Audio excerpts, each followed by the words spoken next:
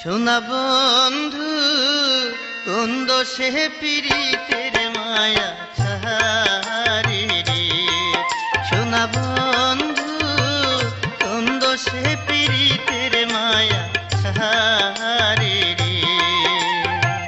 কয়ো গো শ্যাম বন্ধুর কাছে অবলাই মিনতি করে, কোন দোষে পীড়িতের মায়া ছাড়ে রে। বন্ধু আমার তিলক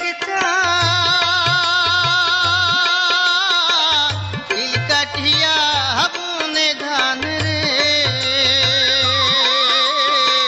পইরা বাহা ওই পইরা ধান খায় রে। ও সোনা বন্ধু কোন দোষে পীড়িতের মায়া ছাড়ে